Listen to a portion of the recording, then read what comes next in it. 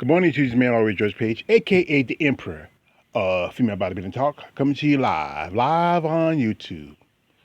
Well, this is today is the 4th of July, and this is the American holiday, and the rest of the month I am doing dedication to female bodybuilders from Canada. As you know, a couple of days ago was Canadian Day, Canada's Day, their day of independence. Which is a few days apart between each other. Both countries have similarities. We both started out as one time under the Union of Great Britain, but technically Canada's still under the Union of Great Britain. We are no longer under the territory of a queen or a prime minister. We have presidents and other fools. Well, anyway, this is some Canucks I picked. One naturally born Canuck and another a Canuck by transport. And these ladies, they are part of the Wings of Strength. Both of them also ambassadors of Wings of Strength, and they're pretty impressive. I mean, if you know them, you recognize them. Right here we have one Miss Nicki Chartrand and one Miss Mona Poursaleh. Now, they've been around for quite some time. And if you know about Nikki, Nikki started out originally as a physique competitor. And, she's been, competing as a pro physique competitor sometime. About 2017, she made the switch to bodybuilding. And Mona, she competed as a bodybuilder for quite a long time, and she turned pro around about 2019. She got a pro card. 2019, 2018, I'm pretty sure of it. And the thing about Mona is that she's Iranian, you know, which means she's from the Middle East originally. That's where she's originally from. And I remember she did an interview with my friend AJ Roberts. AJ, he follows me on social media. I follow him. That she can't go back.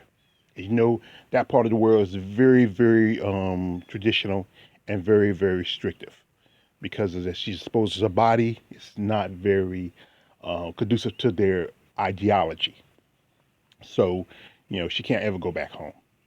And that's the sad thing about that. And she's Iranian, but there's Iranians. There's two sets of Iranians. You're Iranian that it's you of Islamic descent, and you're Iranian that you are Persian descent, meaning that you're Jewish.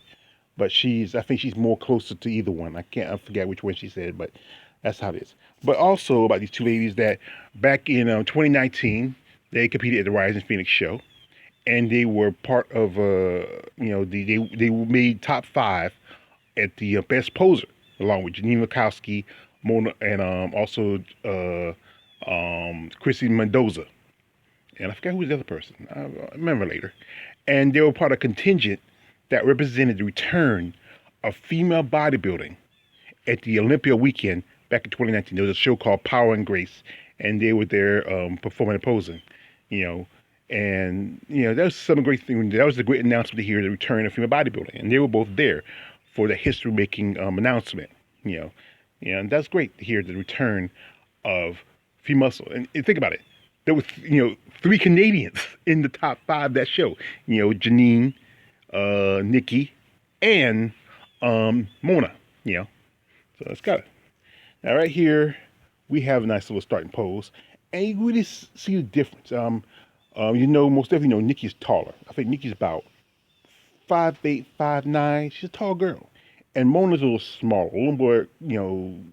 I think the average height, a good average height for a female bodybuilder, is something between, I think, 5'5" to maybe 5'6", 5'7". It seems like you can really put on some good muscle in that height. Anything taller, you have to really put on a lot more size. And you can see that Nikki's shows a little more broader compared to Mona, and Mona, I think she's a little more thicker compared to Nikki. Nikki's like thinking a lot more leaner. Now here we have is a front lat spread, and this is where like I said, Nikki is taller. I think Mona is a little thicker. And I might have to give it to overall, I might have to give this one to Mona. You know, I think I will give this one to Mona right here. You know, here we have is the front double. Mm. Now, here's the thing about, like I said, yeah, taller women, when you do a bicep pose, it seems like it takes a lot more because your arms are a lot longer compared to shorter women. And, you know, like I said, Mona just, I think she just turned pro. She still develops some sizes like that. Nikki's been pro a little longer.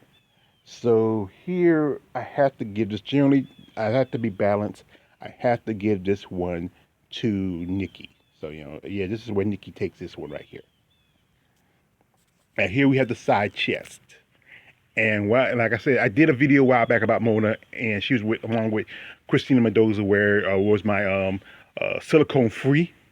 And Mona has not bitten to the wheel of silicone. I love female bodybuilders who have not bitten to the wheel of breast implants.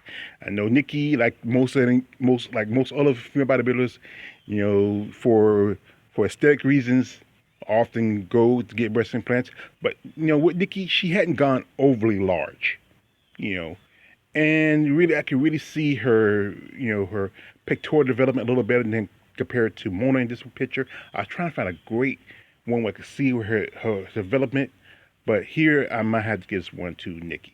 Like I say, you know, Nikki has good pectoral development, you know, and obviously they always say that with breast implants, it really kind of hurt pectorals more than it helps them.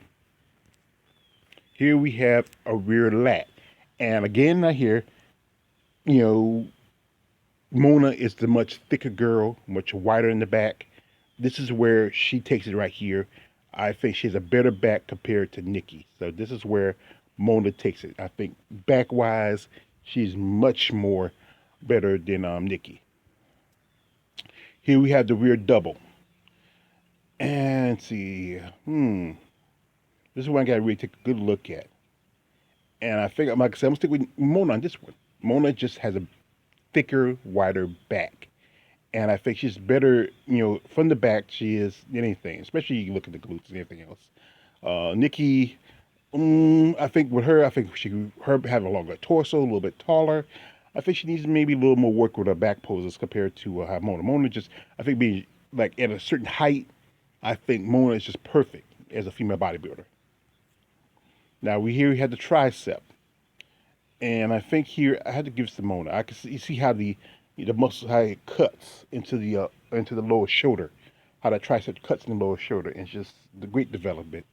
And I think she has a great tricep compared to Nikki's. I mean, you know, Nikki she's pulling, but I think she's more twisted than pulling at it. Now here we have the abs, and I think Mona's a little too smooth. I think Mona has to really work on her abdominals. Nikki, her abs is more prominent, more, you know, out there. You can really see the development. I think, you know, she she has a face like she's about to you know, passing tissue. But this is a great ab shot. It's a good ab shot. And often I heard like some female bodybuilders said the abdominal and thigh shot is sometimes the more you know, kind of the more excruciating, more, you know, that's why sometimes it's hard for me to find a good ab shot with some competitors because they don't like to do it as much as often. But this one here is pretty much, this one's Nikki. Now here we have a bicep shot. And wow, Nikki's pretty impressive. I mean, you know, I wasn't, to tell you the truth, I'm not a big all Nikki Chartrand fan, but you know, she's starting to kind of grow on me a little bit.